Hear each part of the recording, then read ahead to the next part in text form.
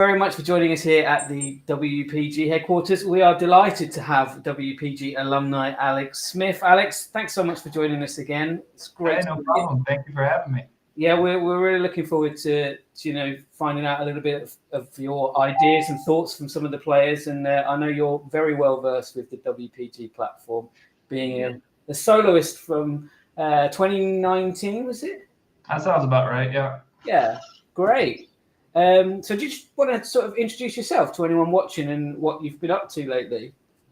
Yeah. So I'm currently living in Switzerland, playing percussion kind of around Switzerland in different cities and different projects. I'm originally from Texas. I went to the Woodlands High School and went through the whole drumline thing, and then went to University of Kentucky for my bachelor's, University of Tennessee for a master's, and then I did 2 additional masters in Switzerland.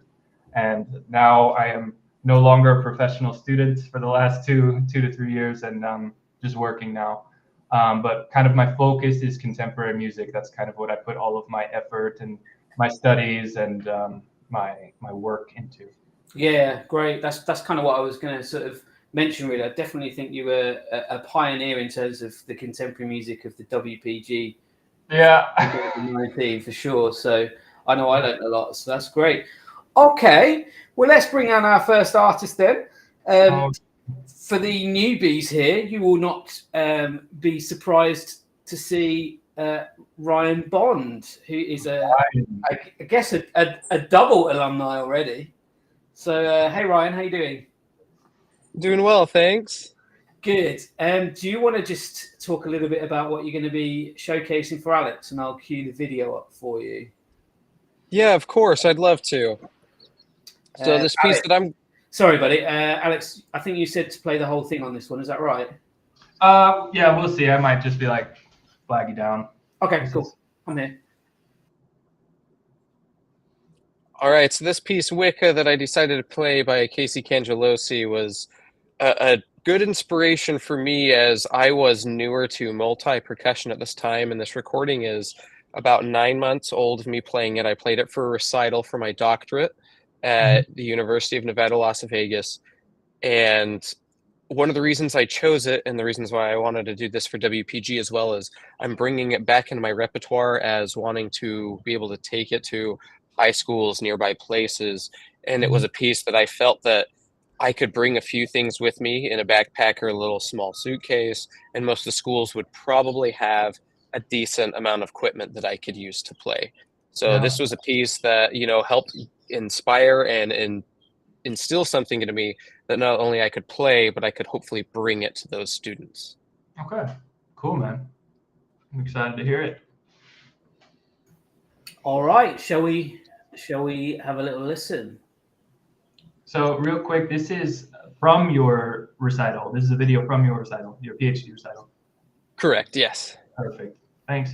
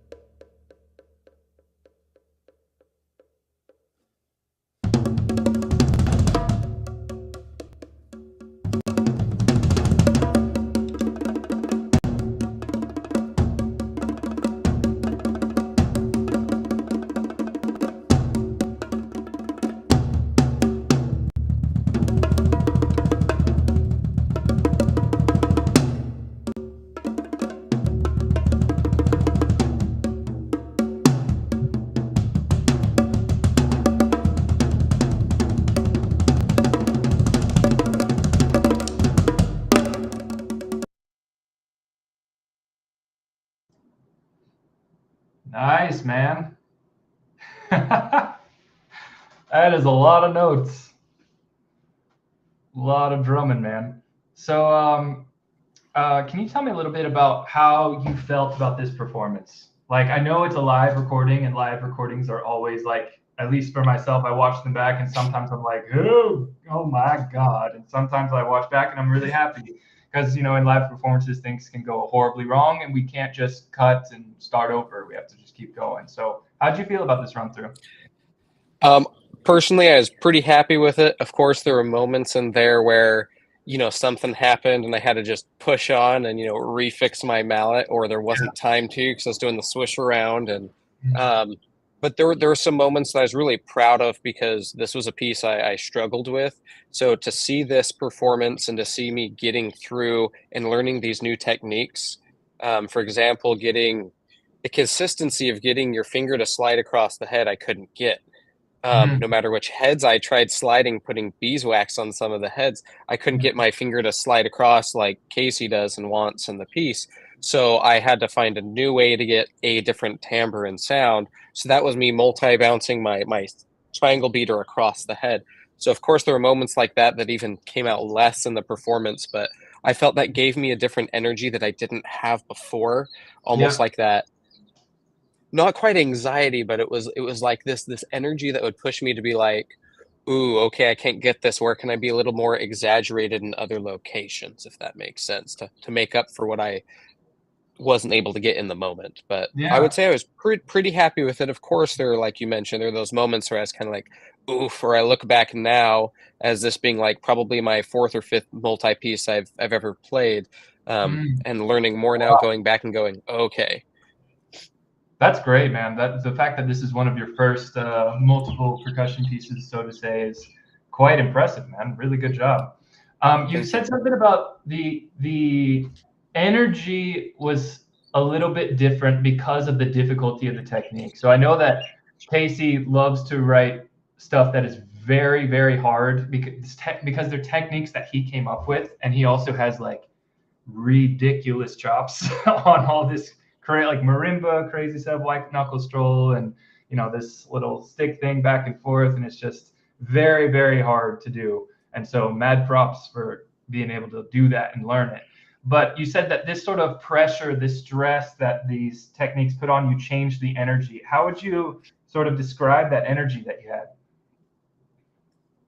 I would describe the energy not quite anxiety, but it was like at moments it was I kept telling myself while I was playing, you got this, you can do it, come on. Like it didn't turn into a uh-oh, here comes the hard part for me. It came into a keep pushing myself into kind of a you've got this. Yeah. And Yep. usually sometimes when I play it's like, uh-oh, here comes the hard part. Yeah. But I think in the live performance, a mixture of not only having that for the technique, but it being live and not being able to stop it was one of those like, if anything happens, you got to jazz it out and turn it into, something the audience can still grasp and not go, oh, he stopped type of a thing. Right. Yeah, of course. And that's of course the big stress about live performance, right? So I ask you that because I found that the performance was quite aggressive. It was very like muscle strong, really playing through the drum a lot. Not that you didn't have piano dynamics, surely you did, of course, but the general emotion of the piece that was communicated to me was very aggressive and strong. And I was curious if that was your interpretation of the piece, or did that maybe come as a result of the stress and pressure of the challenge of the piece? Gotcha. I would say there's probably a combination of the two. I looked at this piece, of course, with, Wicca being with the whole like, if you look at it back with like the casting spells with the name and how the piece is constantly slightly moving, to where if we're thinking about like time and everything going on, that slightly things are occurring and changing in life, and there's a lot of dramatic changes. So I tried to add in a lot of not a lot, but some phrases that would make that come out a little more, with slowing things down a little bit, speeding them up in the phrases.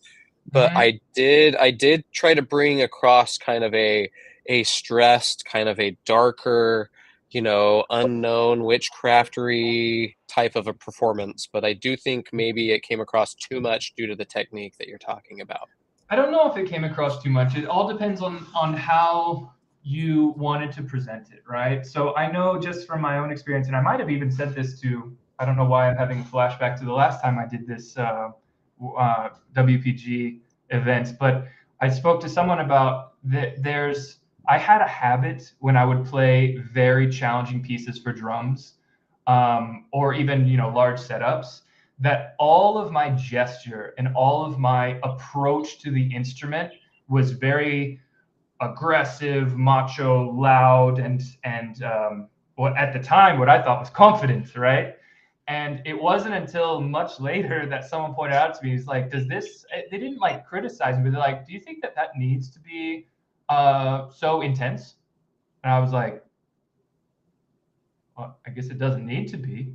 And then I kind of started going through my files in my brain of all these different pieces I played. I'm like, oh, yeah, I had an aggressive approach to that. Oh, and I had an aggressive approach to that and that. Oh my God, I have a habit, right?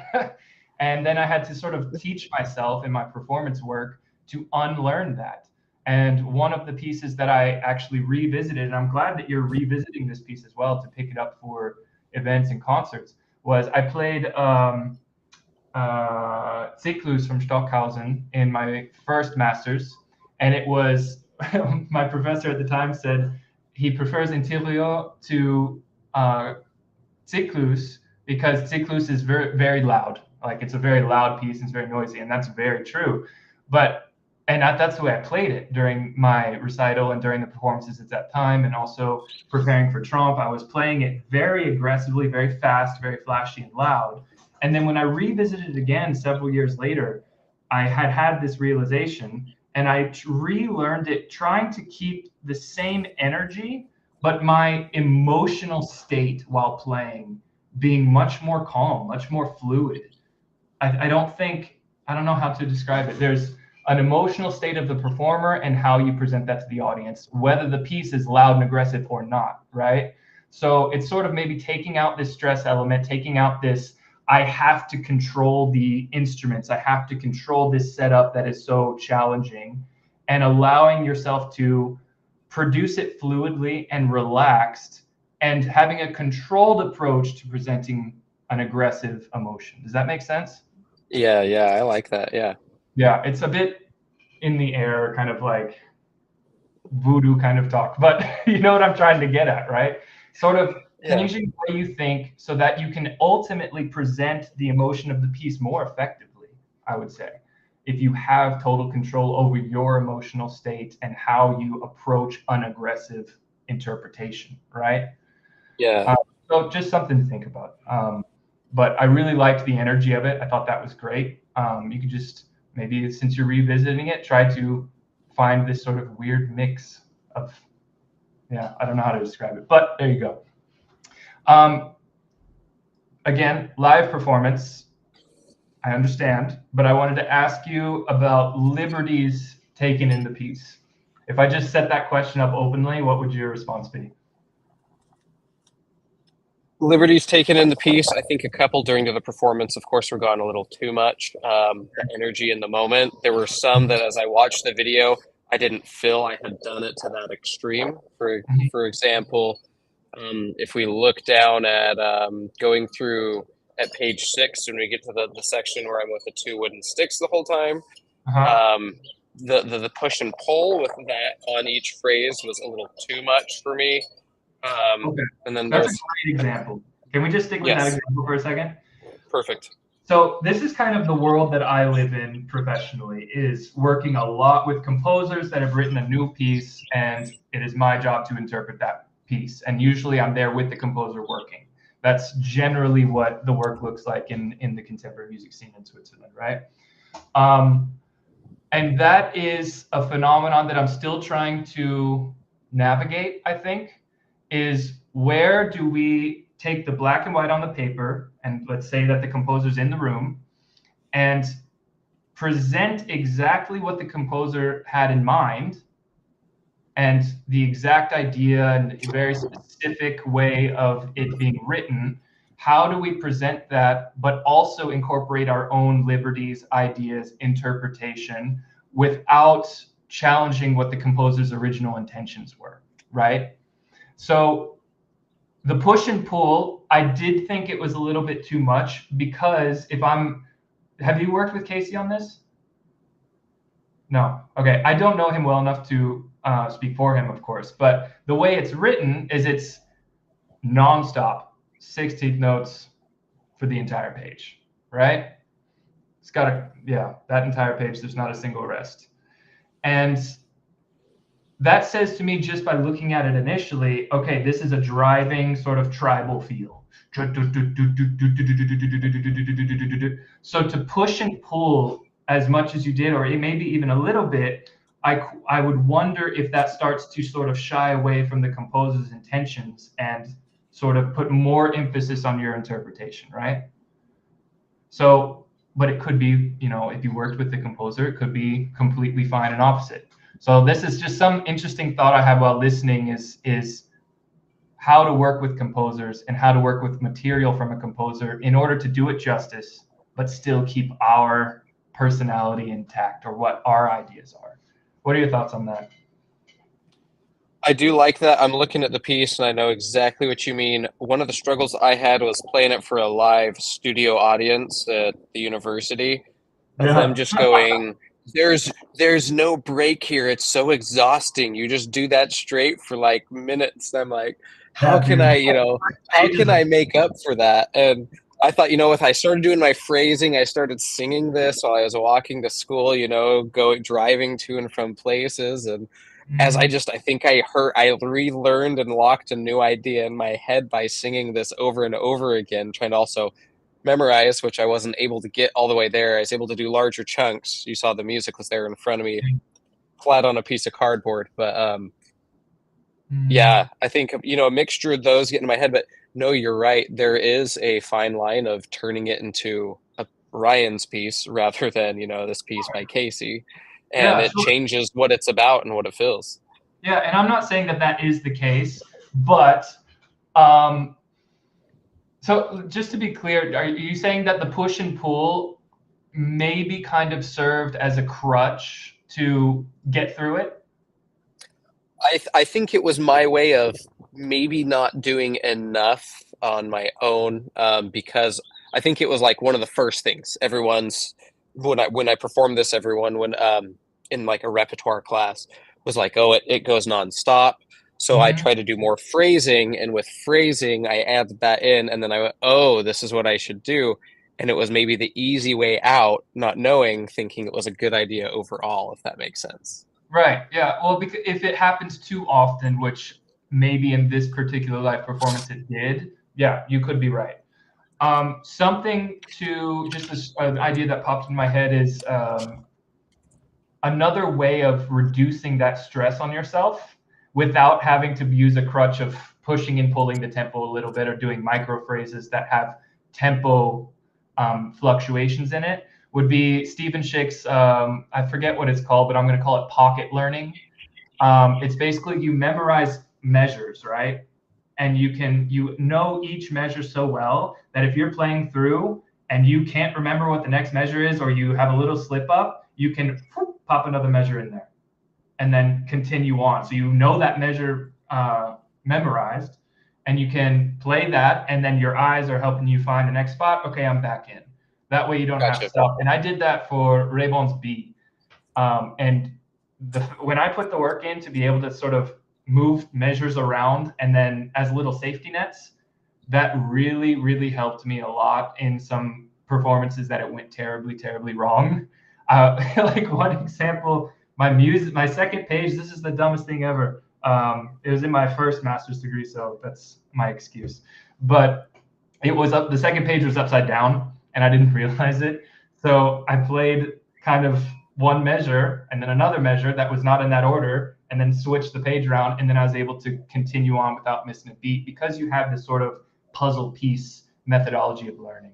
So that could just be a small solution if you wanted to try it now that you're revisiting it, in order to keep driving. Don't slow down. Don't do all these decelerandos and accelerandos. Keep it going. Yeah. Yeah. Other liberties would be like measure 1, measure 2, measure 3 of the piece. It's written decrescendo, and you decrescendoed and then crescendoed and came off really loud. So yeah, that's tricky for me. You know, it'd be like it's very clearly written to decrescendo, so probably that should be the case. And then save that gesture that you used and that energy for when it is written crescendo, and use your gesture to add in your personality to the part, right?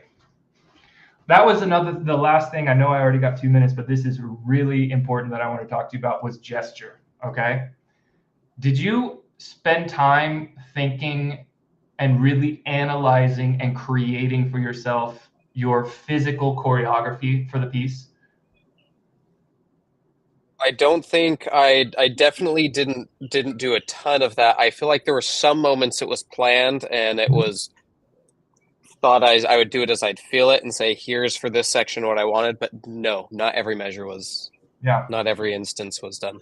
And if this was one of your first multi-percussion pieces, I would guess that on marimba, maybe I don't know if you're a big marimba player, but that your gesture is totally natural and fluid and great. In this particular piece, I found the gesture was often unnatural. There was one particular moment where you did a 30-second note run and you ended over here. Something like over here. And then in the pause, you went like that.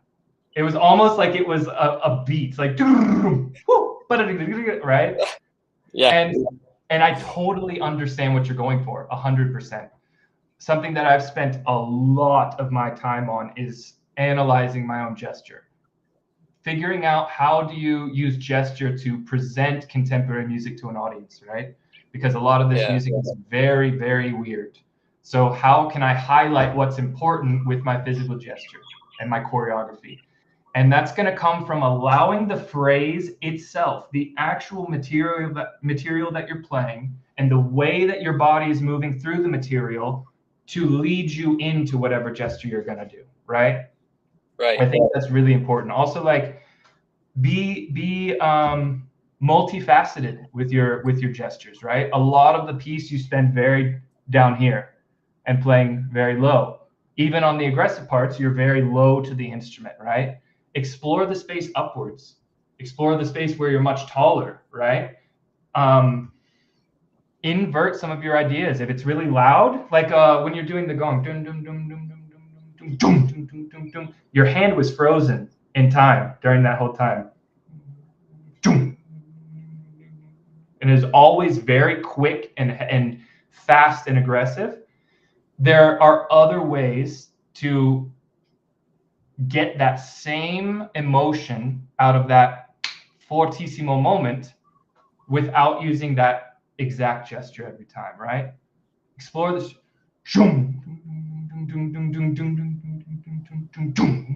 or whatever, you know, just explore the space. I'm just spitballing here, right?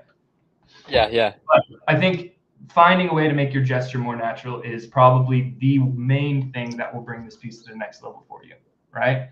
Choreography. Gotcha. Yeah. Awesome. Hopefully. Thank you. Yeah, this is great. Yeah, no problem. Thank you. Really well done. Well done, Ryan. Yeah, bravo. Nice. Chops, dude. Chops. Right. Let's move to Derek now. I think Derek's going to play some Porgy and Bess. Hey, Derek. Derek, hello. All right. The floor is yours for a minute whilst I cue the video up. Okay. Well, hi, I'm Derek. I just finished my master's degree in percussion performance at the University of Oklahoma. And I'll be playing variations. Thank you. I'll be playing variations on Porgy and Bess. My plan for this is if I made it to the semifinals on the Great Plains marimba competition. Mm-hmm. So my plan is to hope, if I make it to the finals, is to play this piece. Okay, that's good to know. So you're actively working on it now, then? Yeah. Great.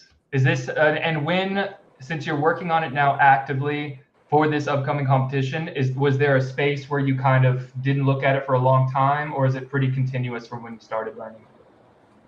There's been a space since I played it. I think I was going to play it at my senior recital, but COVID happened. Yeah. So then I took a couple of years off, relearned it last year, and then I took more time off, and now I'm playing it again. Okay, so this is a repertoire piece then, for sure. Good. Yeah. Excellent, man. Let's hear it. Cool.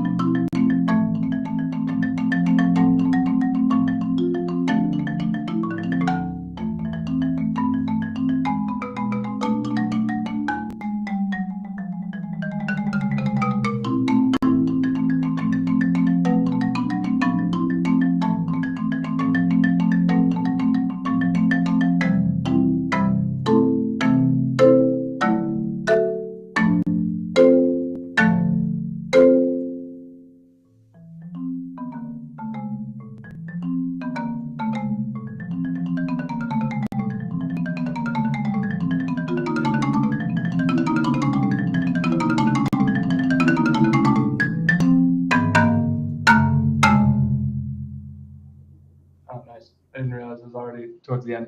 My bad. Cool, man. Dude, that is some serious chops. Oh, thank you. That's crazy. Can I ask how old you are? 27. 27? Nice, man. I don't have chops like that anymore, I'll tell you that. You make it look, so here's the notes that I wrote down. You make it look really, really easy. That's what I wrote down for the marimba part. That's really, really easy. I want to know what drew you to this piece. Why'd you pick it?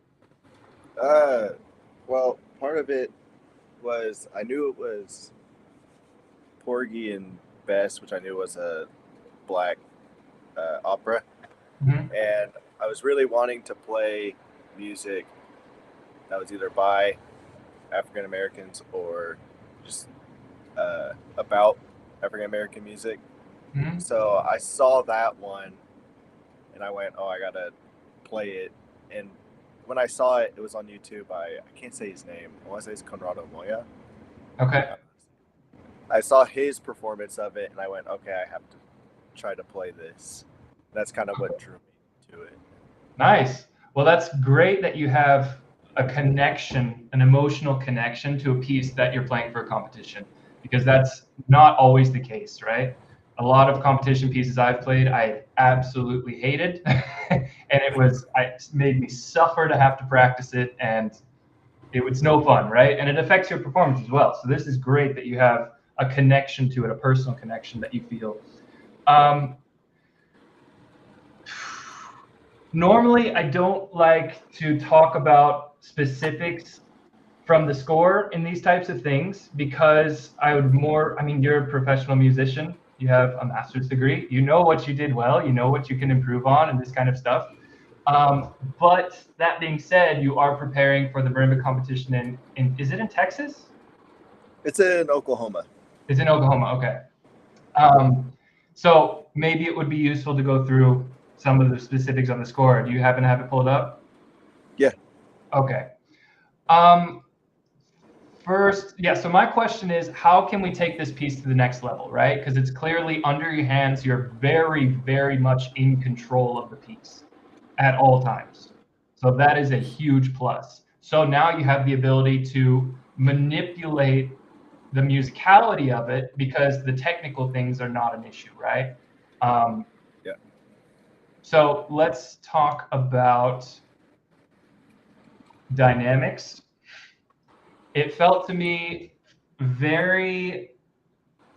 after the first 2 pages, I would say, about page 3, it started to feel very static, very much one volume. I know you did not literally play one volume the whole time, but it had an overall impression that it is going in the same direction, and it's not changing, and it's not keeping my attention, to be honest, right? Okay. Yeah. And I think that can be improved by really, really getting into the black and white on the page, right? So if we look at bar 32 at tempo 116, right? Pianissimo to start. And then it's not a crescendo. There is no crescendo here. It's pianissimo for 4 beats, piano for 4 beats, mezzo piano 4 beats, mezzo forte for 8 beats. Oh no, it arrives at mezzo forte. So I really need to hear these things, especially if I'm a judge at a competition.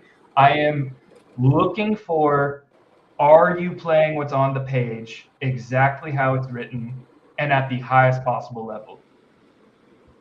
Unfortunately, in my opinion, that is the case for most competitions before you get to interpretation, musicality, like performative aspects of it, right? And in my own experience, when I did, I just mentioned in the last one, but when I did Trompe, my meeting with the judges after I was cut in the second round was, and I knew this going in, my interpretation of the Mannery, Les Livres de Claviers, was very extreme, like very, very, very out there. And I took a lot of liberties, and I used a lot of like extra technique, right? Because I had this concept that it's supposed to be a representation of electronic music. So I wanted to really make it as electronic as possible, right? Creating sounds on the bars that sound like it's got a filter on it by dropping the mallet vertically on the bar and catching it and then muting it. Just weird stuff, which I thought was really nice.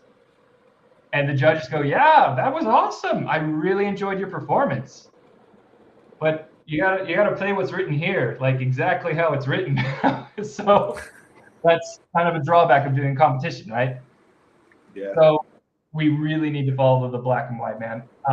Dynamics, like measures, like 30 accents. Here's a big one. Accents, measure 37. Do you see all these different accents on different 16th notes and different spots? Those didn't come through like at all. So these finer details are going to put you at the next level, right? Towards the end, there's gotta scroll there. There's a tenuto on the beginning of every bar, right? Yep.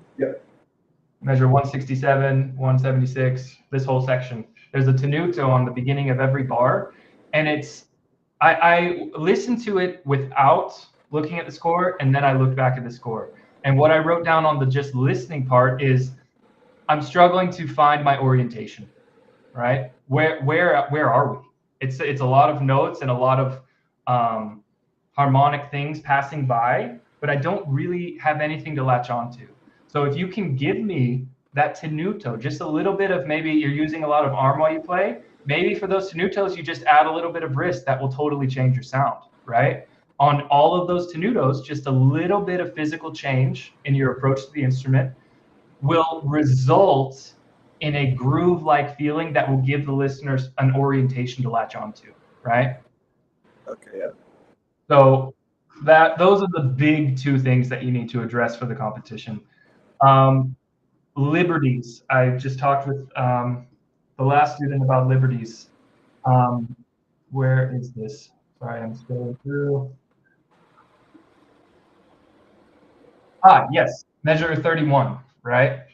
You do a big rubato. You slow way down. That is like, as musicians, sometimes we need to take a step away from the piece, right? If I was in the process of learning the piece, I would look at this and say, wow, for, oh my God, 15 lines, there's no dynamics written, there's no changes in tempo and no rhythmic variation. Well, I got to do something to make it interesting, right? Yeah. So that's our musical decision because we live with the piece, right?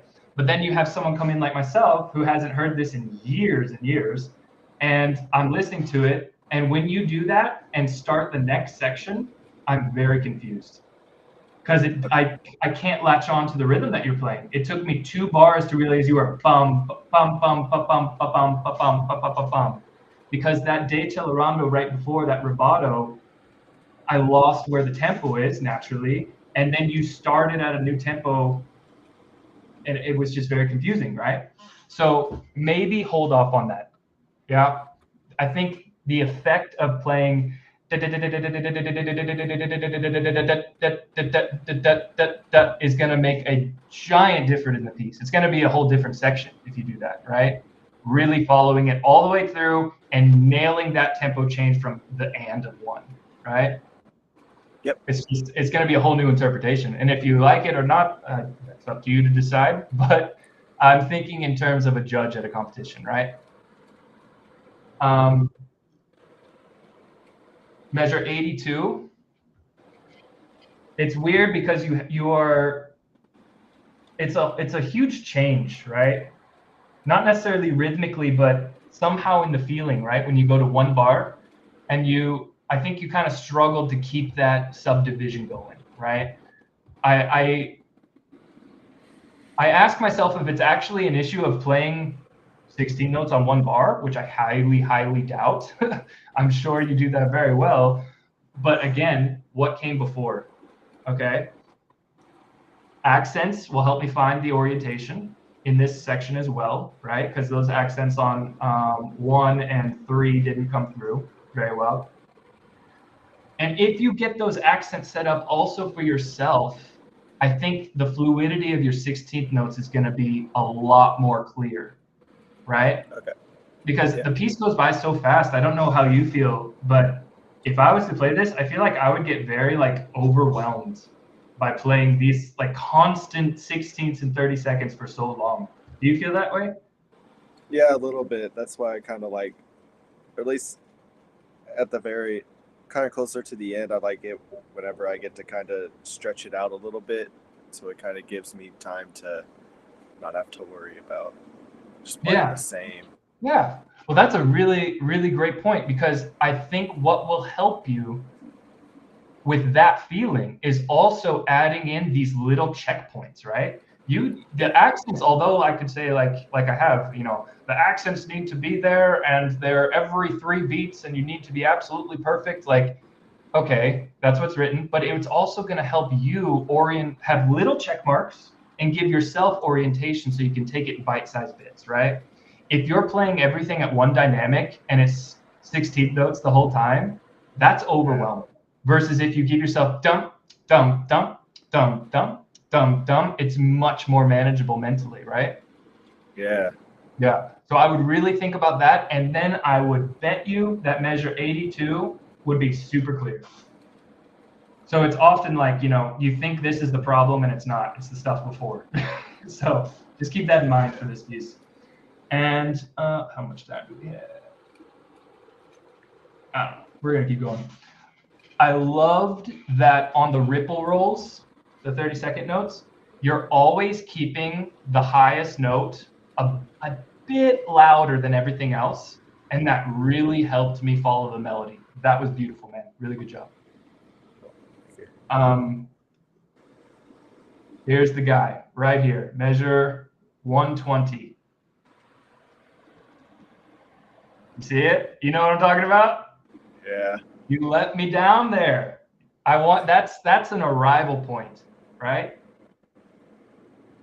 It's got an accent, it's a rhythmic change, it's a cluster chord, one of the only 4-note chords that you play in the entire piece, right? Yeah. And it felt like here I'm telling you the important stuff and I'm going on and on. Yeah, that was about it. And then I continue with more important stuff, right? I want it to be, I'm telling you important stuff, I'm telling you important stuff, and now this is it, and we're going to keep going. That's how it should feel, right? Okay. I don't know if that makes any sense. I'm super weird, sorry. No, I get it. No, it makes sense. I think that happens one other time, right? You played that twice, right? Yep. Yeah, man, make that an arrival point.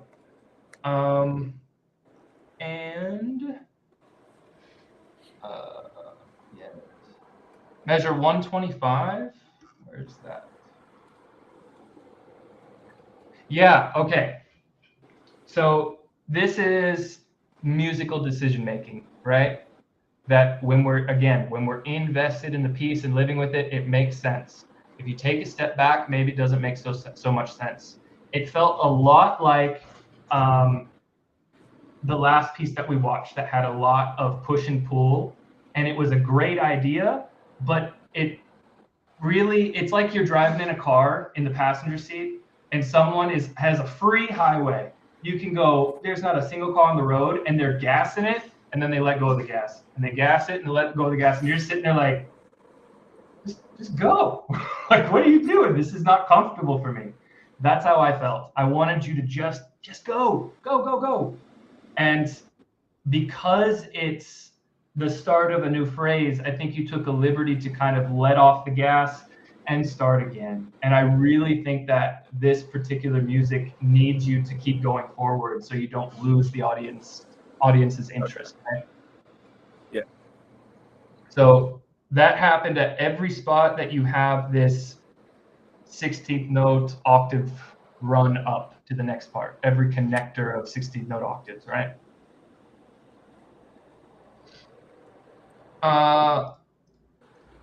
Okay, now I think I've gotten through the gist of everything. I have more measures written, but it's usually the same stuff. So now we get to the stuff that I find interesting, because I do not find looking at the scores and telling you to play piano interesting, especially when it happens to me. I'm like, dude, I know that. Please leave me alone.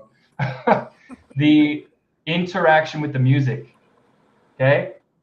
I don't know. Let me find something I can do. Can you? Okay. I'm tapping my desk. Okay. It's an instrument, and I have on my score it says play with a finger. Okay. How much of a difference is this? That's 1, and this is 2. Is that a big difference? I could hear it as a big difference. Yeah. At least I wasn't talking about the sound. Look at my face. Oh, sound. That's the thing. So the first one was this. The second one is this. Oh, okay. I'm interacting with the sound versus just activating the sound, right? I feel like you are so technically strong and you're so in control of the piece the whole time that I'm missing you interacting with what you're doing, right? I want you to play almost with the sounds that you're making with your entire body and your facial expression, right? Really get some choreography in there so that I can watch you and understand what you're doing musically through watching you as well as watching your hands.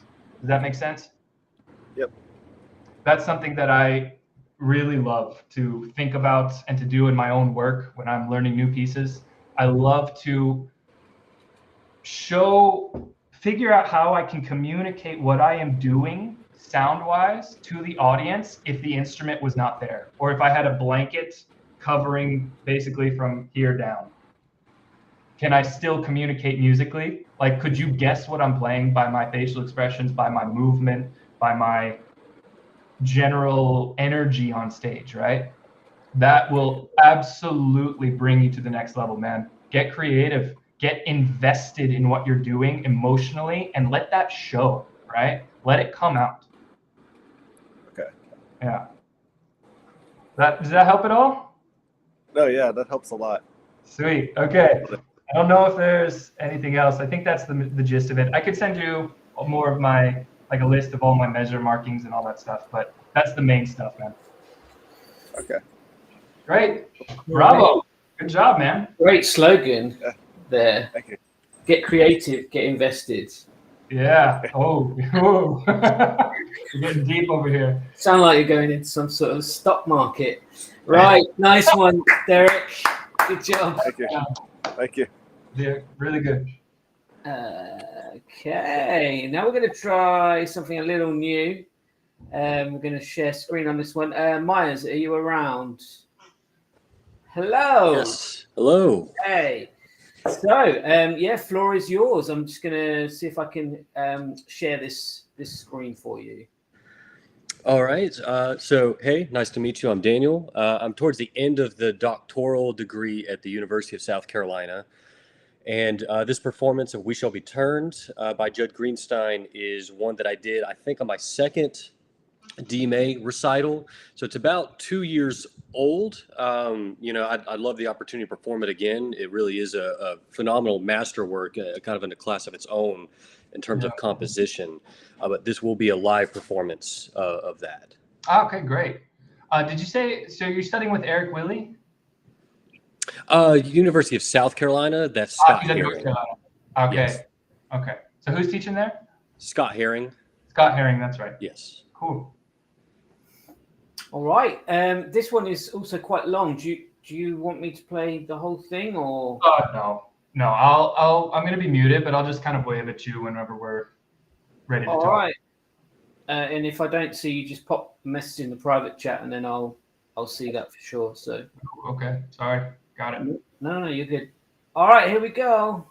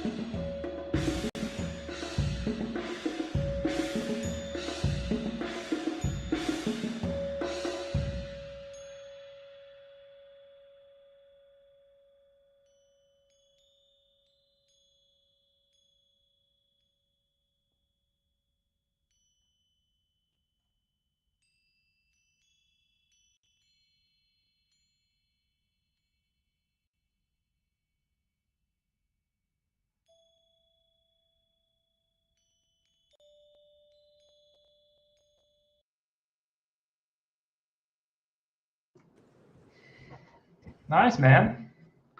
Good job. Thank you. Thank you. Very interesting piece. Very interesting.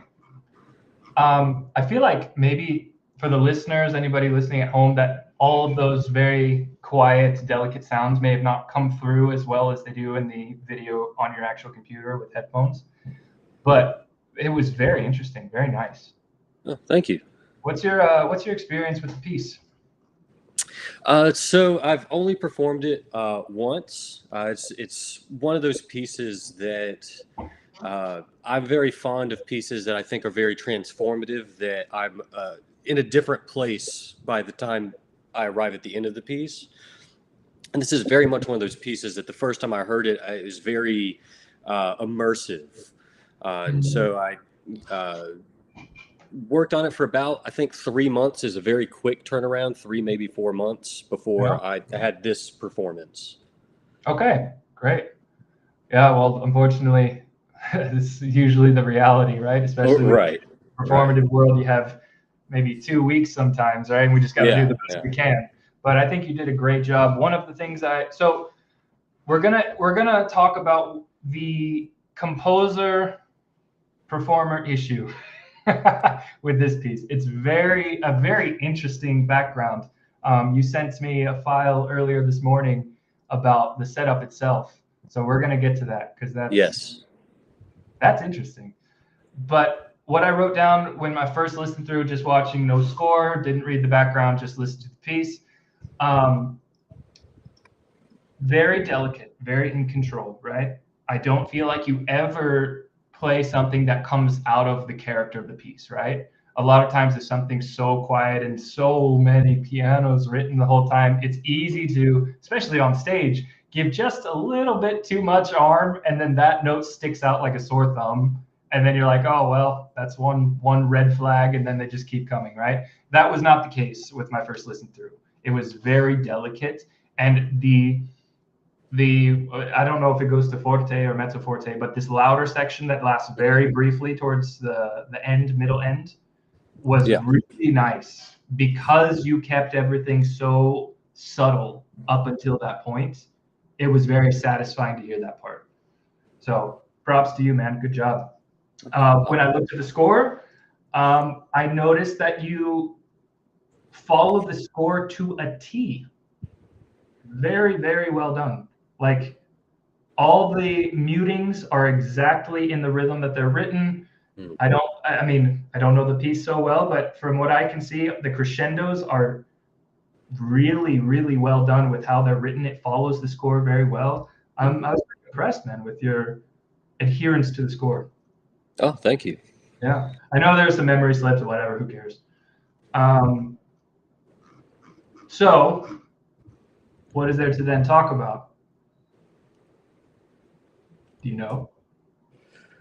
I mean, I can think of a few things. Tell me what you think. The one to me, I mean, you've mentioned comments of adhering so much to it.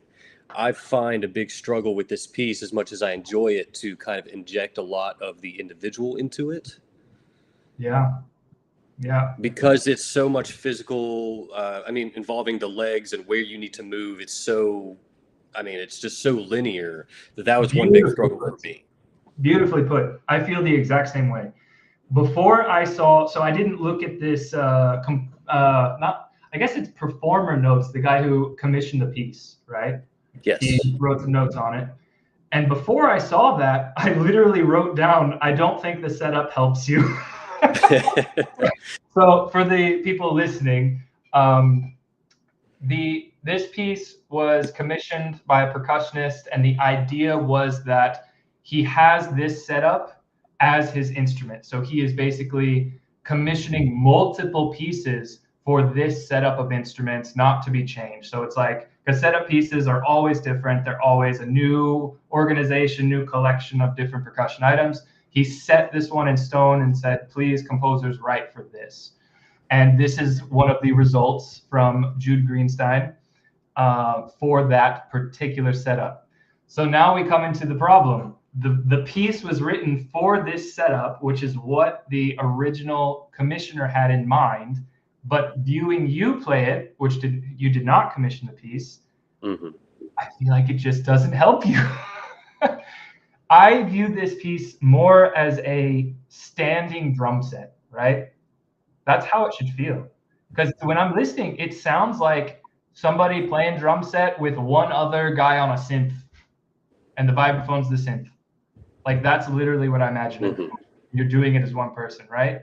And I feel like the setup with all the crossovers and all the coordination doesn't allow you to sort of have that when you're sitting at a drum set and you got to move from here. You're good. And you can really groove and feel what you're playing and just really get into the groove yourself personally. And I think the setup maybe hinders you from that. So I don't know what your take on that is. If I was to play the piece next week, I would change the setup. I agree with parts of that. Certainly, and we didn't get to it in this little showing. Some of the involvement with the Crotales would definitely be easier in a more accessible location. But part of the reason that I really chose to stay with it is I don't know if you've observed kind of the juggling of the mallets. There's one harder mallet that actually changes locations out of the three others, and then at another point you end up holding two. And thankfully, you know, he has a really great recording. So using that as a reference, I've just really felt more comfortable kind of when I observe everything that he's doing to kind of help me guide through it. Having that setup that I didn't have to also worry about that is really the biggest reason that I stuck with it, even with its disadvantages. Sure. No, that makes total sense. And that's, you know, comes from also the issue of when you have so many recordings or even just one recording of a piece and you're coming into it trying to make your own interpretation. I found when I was doing my studies, I was often overly reliant on recordings, right? I was trying to perform things the way that the recording that I liked sounded, right? And that can be dangerous because you can fall into a habit of that. But, you know, this is a very special case, right, with this piece. So yeah, I'm not telling you to change the setup, but the reason behind my idea of changing the setup, which is counterintuitive to the piece, is to be able to involve yourself more. I think that's a running theme today, right? I felt like the coordination of the mallet changes and the crossovers and the instruments behind you really prevents you from having a groove center in your body, right? Because it feels so drum set like, man, really so drum set like, that I want to also feel that while I watch you. That is really the theme today. My gosh. I just felt a disconnect, right, from the person to the instrument. But listening without watching, it's really nice. Really, really, really nice. So you got to ask yourself, as a professional musician, are people paying to listen to you, like with headphones, or are they paying to watch you perform a piece and to also hear that at the same time, right? And how can you address both of those situations, right? Because if you're doing an album recording, it needs to be absolutely perfect. So maybe you can not perform very much and really focus on being exact, right? And then you have this really great oral experience. But when you're on stage, it's a different situation and people pay for something else, right? They pay for your interpretation of the piece and your performance of it, right? So we gotta figure out how you can bring that to the table with this piece, with all of its challenges, right? So that's the biggest thing I have. What else? Specifics.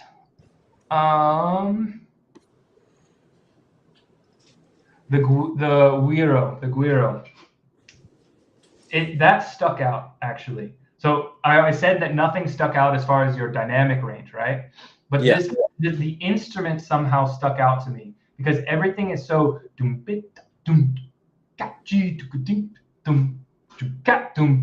then I hear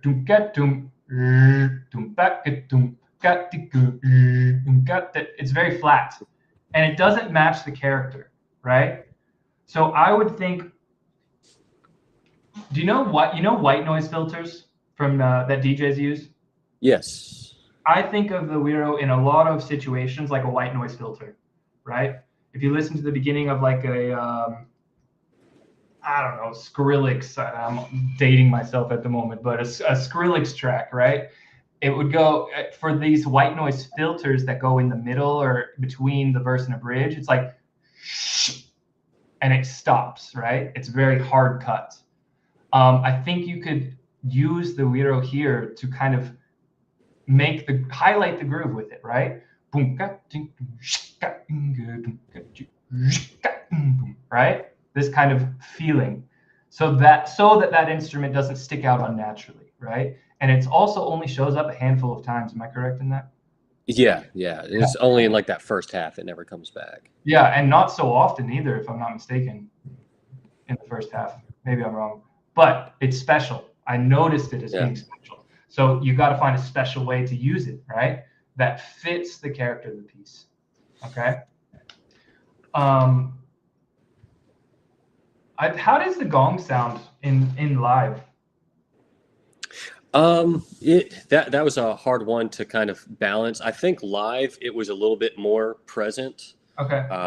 And that's one of the things that with the instrument that he calls for kind of a specific pitch. So you're really trying to, at least in this composition, just get the presence of that very bass tone, which is what I was going for. So maybe in the recording it didn't pick up, but I think in the live performance it was pretty balanced. Okay. He has a pitched note for a tam-tam? So if you go to the web page that talks about the project, most of the instruments actually have a specific pitch, which in this composition aids into the whole kind of linear melodic content. Okay. Yeah, I don't know if that's really feasible for this piece. Yeah. I think it's in some ways it might be a little bit more on the gimmicky side. Like this is the tam-tam I had, but I was going for just trying to get the resonance of the tone. Yeah. Okay. Well, that being said, I couldn't hear it, right? And that's probably an audio recording issue. But I did notice that when you would play it, you would press it forward, right? Yeah. And even that microsecond that the felt of the mallet or the yarn of the mallet is against the gong, it's going to reduce resonance, right? Right.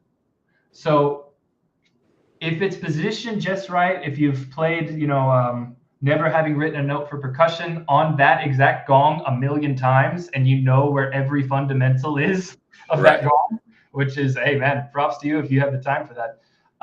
Then you can position the gong beater for that fundamental, but I would tap it. Like I would just go. Okay. So it really quickly rebounds and has enough weight in it that it'll activate that fundamental of the gong, right? Yeah, never having written a note for percussion is actually a phenomenal piece. Do you know this piece? Yes, I've played it once. Yeah. I have practiced that like probably too much, right, in my studio, because it's so interesting to me to have this sort of like striving to bring out one fundamental of the gong by your roll speed and your positioning, and just like 1 centimeter forwards in the right hand changes the fundamental if you're really listening for an extended period of time, right? So if you really wanted to get crazy, you could find the fundamental. It might be a good exercise, right, in listening. Yeah. But I don't think that pressing it with your hand is going to do it any justice. You're going to actually probably get more overtones than anything. Okay. Yeah. So maybe tap it. That would be my suggestion. Other than that, man, the piece is kind of what it is, right? Yeah, in a way, it plays itself once you kind of figure out everything. That's a good way to put it. It's got. I don't know how I feel about it. It has some boundaries around it, right? It is the setup, and so you can't adjust there, and it's very, very precisely written in the score, so you can't really adjust there. It's very, very open spaces between a lot of stuff, so you can't really play with the interpretation in that regard, right? Like, for example, last marimba piece that we heard, where there's a lot of stuff you can move around and stuff. And if you do any sort of fluctuation in tempo or shy away from the writing at all, you lose the groove a little bit. So yeah, I would just find a way to show me that it grooves. Feel the groove yourself while you're playing, right? Feel that subtleness. Allow yourself to move with it, so that it's clear that this piece is not just an exploration of sound, but it's also a groove. It's a standing drum set, right? And I think that could be communicated in a way that's where the personal touch is going to come from, right? Because the music has so many boundaries on it. Does that make sense? Oh yeah, absolutely. What do you think about that? No, I think that's great. And in a lot of regards, I very much felt more of like maybe a passenger along the piece. Yeah. So finding some way to be a little bit more present in that would be great. Yeah, that's very well put. That's exactly how I feel about it. Yeah. And I can imagine myself having to perform it, and I would have these same sort of struggles, right? Yeah, I think that sums it up pretty well. Well, good job, man. Yeah, Really awesome. cool. Thank you. Very interesting. All right. Thanks, Daniel. Daniel was actually, you probably won't know this, Alex. Daniel was actually on the live tour with us like a few weeks back. So he came to That's right. Yeah. Nice. Yes. How was it? Did you enjoy it? Oh, it was a blast. Yeah, a lot of fun. Yeah. Yeah. A lot of late night pool sessions. Yeah. See, I missed out on a few of those because I ended up marrying one of the Yes. just on the tour, so I was not hanging out with Oh. him as much as I should have. Yeah.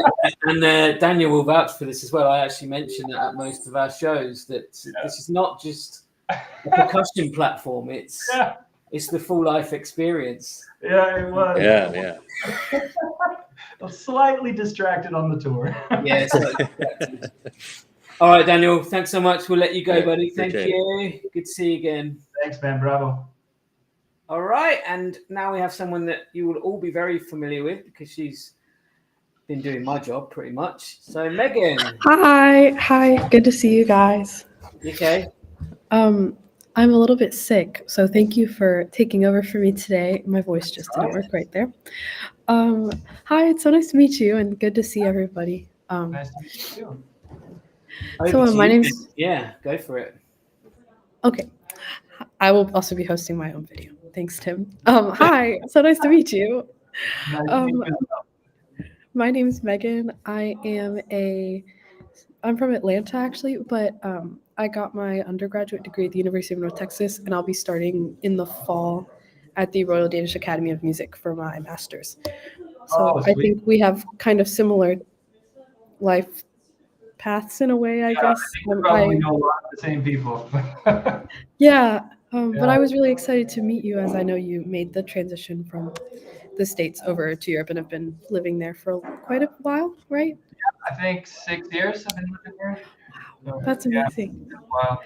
Yeah, and I know that the transition can be very tricky, and you can have a big culture shock, and then there's the homesickness and having to build a new network. So I get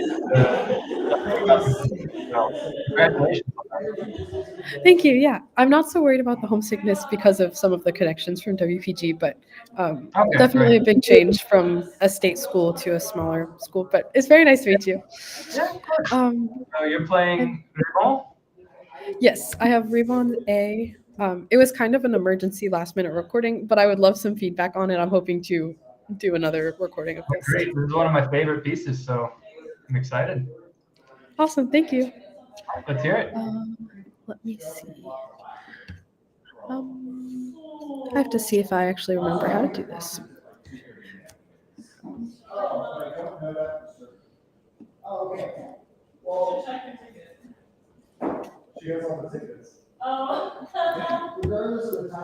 Oh, sorry. Have you got it? I think they changed the system. You found it. They did change it, but I got it. Thank you. Okay, all good. Okay. There we go.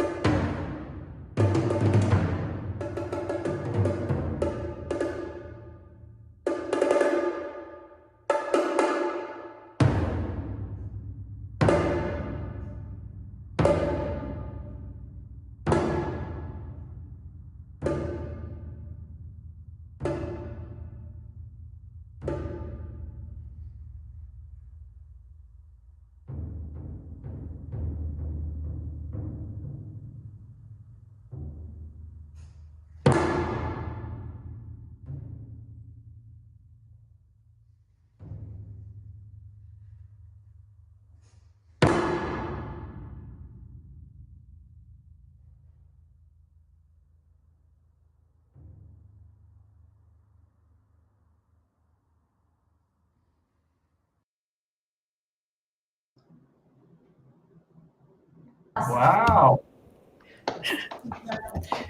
Really well done. Really, really, Thank really well you. done. So how do Thank you so you much. feel? How do you feel about that run through? I think it could be a little bit more precise in some areas for sure. And when I was recording it, I was on a very tight time limit, so Oh, I was a little bit preoccupied. Listening back right. to it, I think I feel okay about my interpretation, but I wish that there were some less weird moments in there, I guess. Yeah, I didn't feel like there were so many weird moments at all. I thought that your overall tempo at the beginning, I was thinking maybe a bit slow, but you held on the whole time. Yeah. Like I could really find the pulse the entire time from the beginning to the end, which is one of the major challenges of this piece, right? Yeah, Is to totally. maintain this driving into your head the entire time and holding that all the way until the end. I think you did a very good job of that. Really well done. Thank you. Instrument selection. So really, really wet drums, right? Yeah. Yeah. So I wanted to talk about some of the polyrhythms, but it was a bit of a challenge because they were so wet. I was like, it was a bit blurry, right? So was that on purpose? I assume not. No, I took a year in between these two degrees, and I had only access to like my own personal drum set, and a set Okay. of bongos. So I made do with what I had, but would not Yeah. make Is that that choice also again. why That's why. the bongos are really high? Is that like because the stand was just high? Well, given those circumstances, wow, good job. Thank you. I understand the struggle. I really understand the struggle for sure. Yeah. Yeah, so I would have muted those quite a bit, right? So it's Yeah. not, of course, but more articulate. So it's really a very staccato sound from the drums, right? A nice fundamental tone, but really staccato, so we can hear the sort of playfulness between each of the voices, right? Anytime you have, let me find it, the 32nd or 64th notes in the left hand, and you're playing the triplet version in the right hand, gets a little bit slow, right? You're not left-handed, are you? No.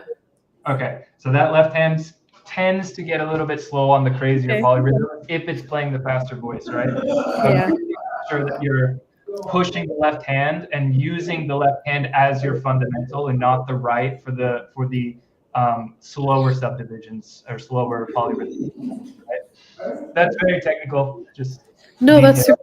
super great. Thank you. You know, do you know some stuff about Xenakis? A bit. Yeah. Yeah. So like, you know, he was example of an Olympic runner, right? And he was an architect, and he Yes. had his face blown off in the war. So he was a very intense guy.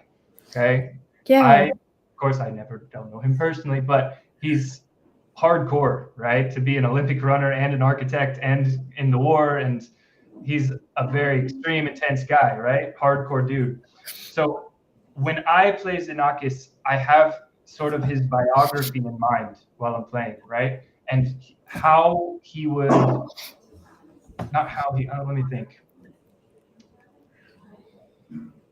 Trying to view him as, you know, a person from what we know about him and from his biography, and approaching the piece with that sort of mindset, right? So when I think of Xenakis, I think driving, hardcore, punchy, slightly aggressive, right? To kind of summarize my idea about Xenakis is whenever I hear someone say Raybon's B should be more groovy, I want to just jump out of a window. Because it's not about being groovy. That is not the point. He did not write for a standing drum. That is not Xenakis. Okay? So I don't think that you did that. Don't get me wrong. But it was a bit soft, right? Yeah. It was a bit passive, right? Playful almost a lot. It was very playful the way you were approaching the instrument. That's not a wrong interpretation. But if we research the music of whom we're playing, that can have the potential to change our interpretation, right? To really do it justice based on the person that wrote it and what we can assume it meant. So I think that you could be much more aggressive. Really throw it down. Okay. It's loud, it's fast, it's hard, and you can just really punch it, you know?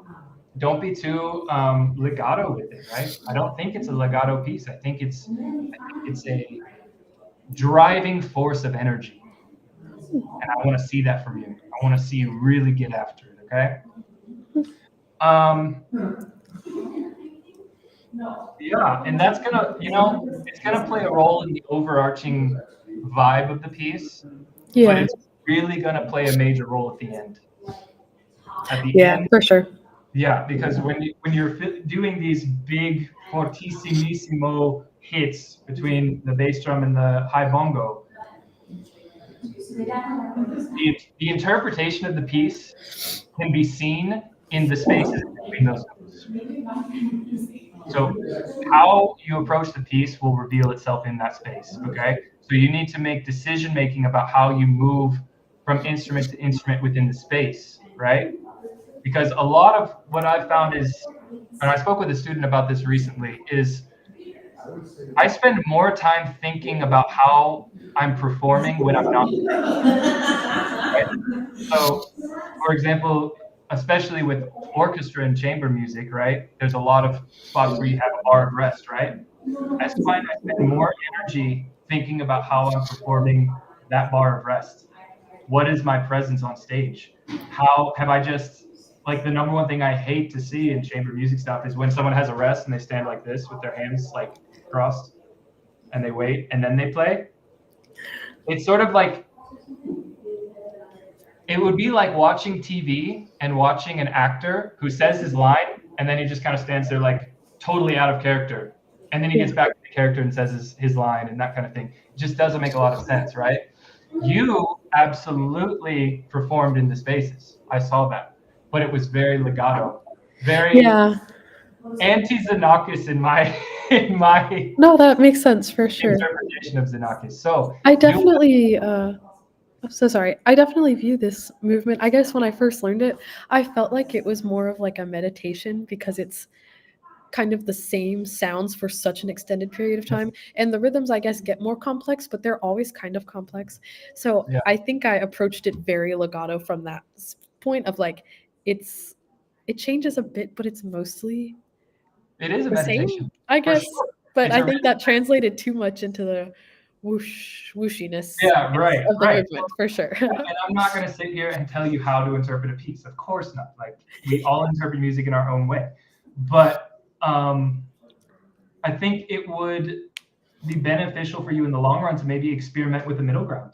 Yeah, totally. See how it feels. Here's one of the big deals that benefits that you get from your interpretation is it's so relaxed. I don't think you hit a single rim the entire piece.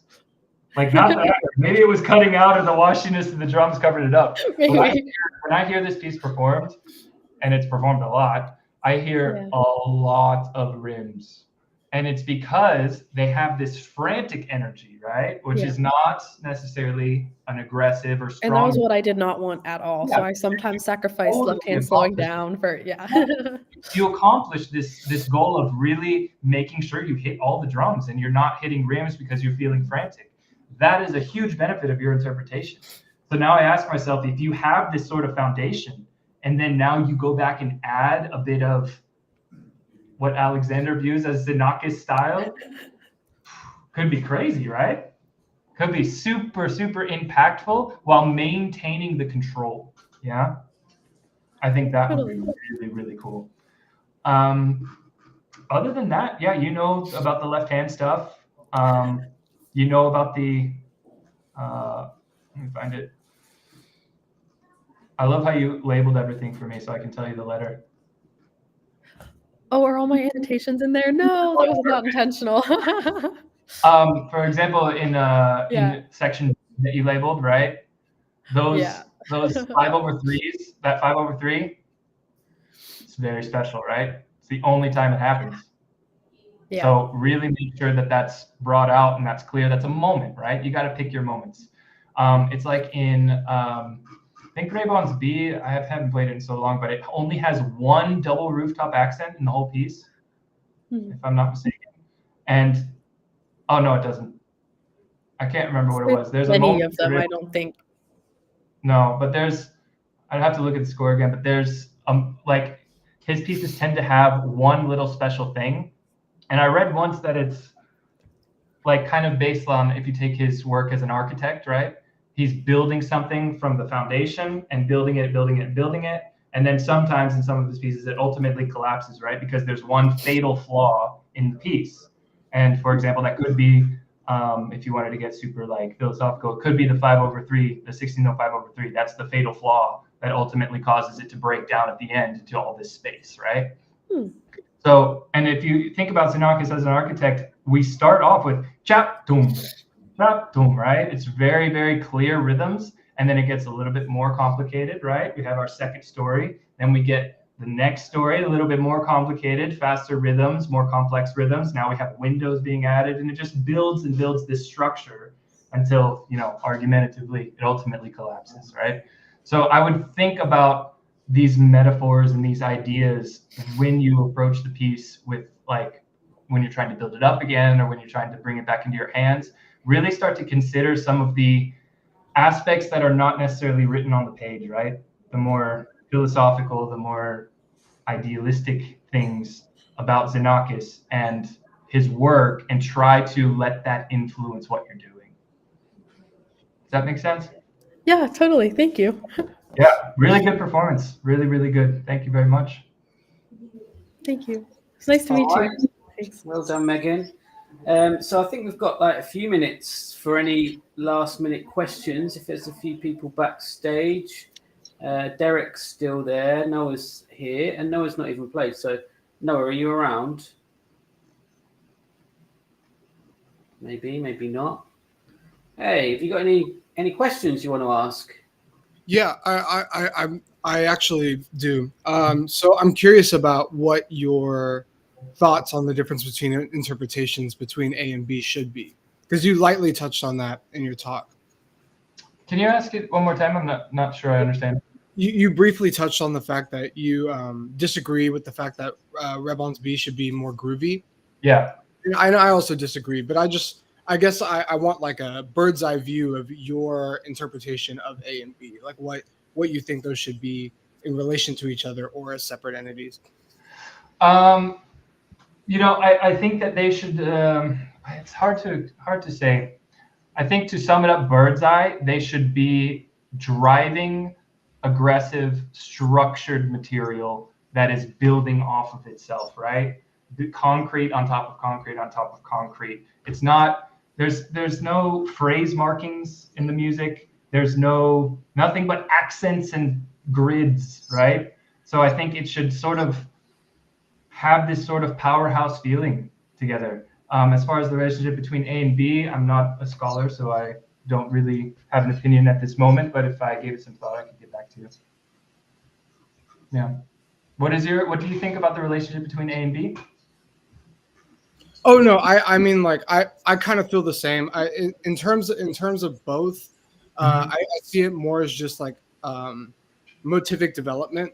Yeah. And when I listen to the piece and when I study the piece, I have a hard time deciding whether I should prioritize like the motivic line that starts at the very beginning and like preserves all the way through to the end, or if I should prioritize like bringing out the new voices.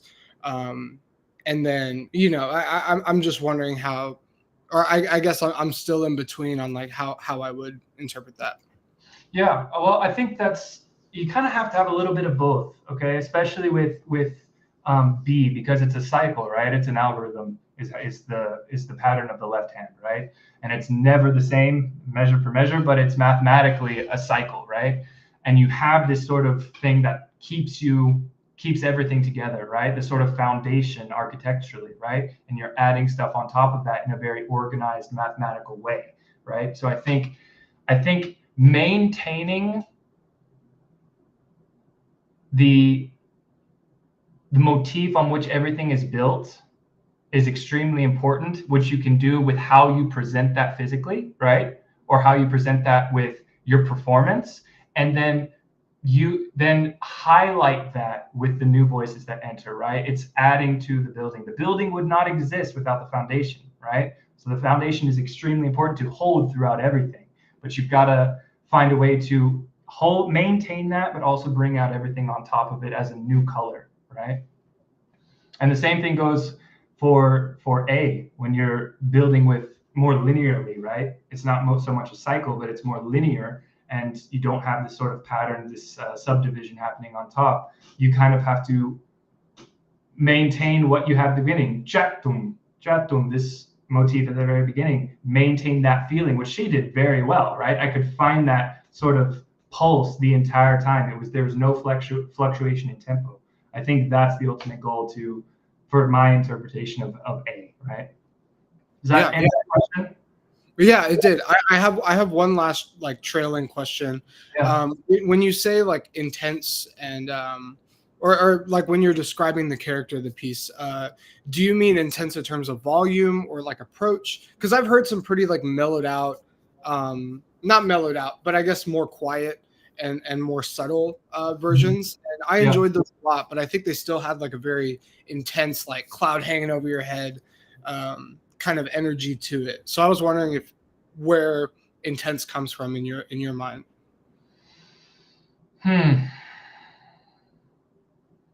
It definitely does not need to come from volume, right? Because I've seen one or two interpretations of Xenakis where it's just like your ears are bleeding at the end.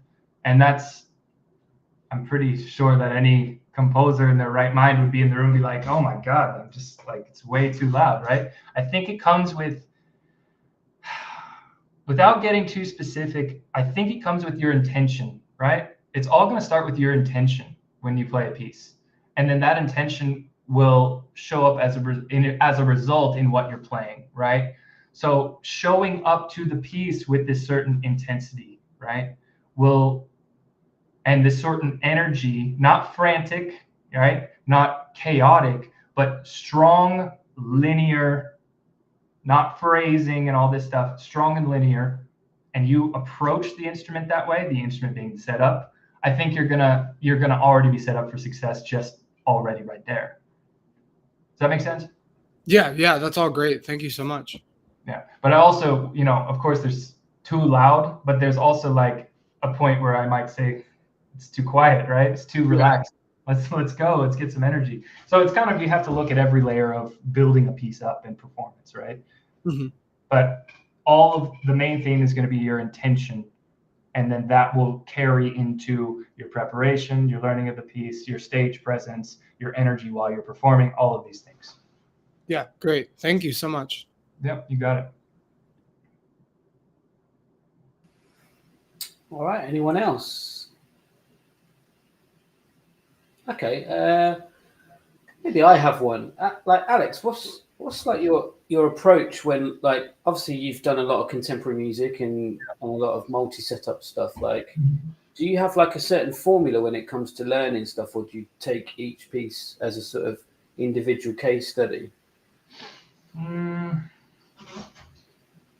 Well, when I learned Safa for the first time, I learned a very valuable life lesson for percussion, which was don't go with the first iteration of your setup when you're learning a multi-percussion piece. Because I had the most stupid setup for Safa. It made no sense, but in my bachelor's sized brain, I was like, oh, this is perfect. This will work out great. It was organized in triangles. So I had like instrument 1, 2, 3, next to it 1, 2, 3. Did not work at all. My elbows were like this half the time, like all sorts of different places.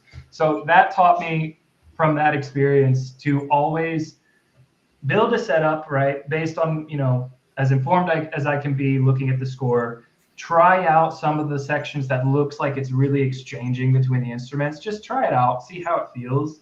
And then I will make sure before I actually start to learn the piece for real that my setup is ready, like it's gonna work.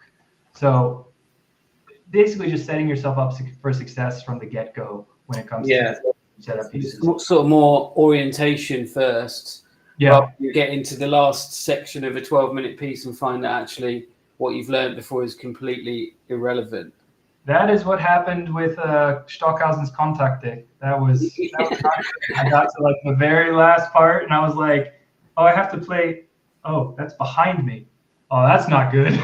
So I just added a double instrument. But yeah, I was about to say that's when you call in reinforcements. Yeah, literally. But yeah, yeah. So set yourself up for success from the get-go when you're learning a setup piece. Make sure that the instrument is the instrument you'll be playing, and that it's gonna help you be successful musically, right? And the next step to that is not just thinking logistically, but also musically, right? I talked to all of you today about gesture and choreography and phrasing with your whole body. I think you need to also find a setup for these types of pieces that will allow you to do that, right? Oh, hey, Daniel's piece, there we go. Allow you to be as expressive as possible while still hitting all the logistical aspects, right? Yeah, for sure. Yeah, and then I'll go into, depending on the piece, I memorize all of my solo pieces. I don't remember the last time I read a solo piece, if ever. But for orchestra stuff, like contemporary orchestras that I play with, I'll read, but I'll also make sure that I know it well enough that I'm performing and not reading, right? Yeah. Yeah. So that's kind of my process. It's a different discipline altogether, really, isn't it? It's like a separate preparation psyche in a way. Yeah, it can be. And I'll there's a lot of questions that come with it. Is it because that, I'm still arguing in my brain, is it because that it's contemporary and it's, challenging for the listener and it's not always super accessible, that we have to double down on our interpretation and our internalization of that music in order to communicate it effectively, versus if it was super harmonic, melodic, easily accessible pop music, you don't really have to give that because people are going to enjoy it just, at face value, right?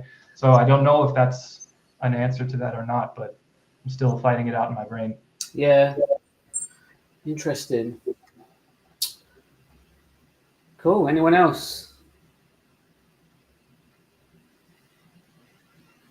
All right. Well, I think this seems a natural time to thank you, Alex, for your time. Well, thank you guys. Everyone played really well. I'm super impressed. I'm just going to end up the live stream. So we'll see everyone on Saturday. I haven't even looked who's on Saturday. Megan, do you know who's on Saturday? Let's have a look. Where are you? 19th. Hago Ross. No. Oh, right. Hago is next and then Lee. Yes, Wednesday. Hago Rosin on Wednesday night.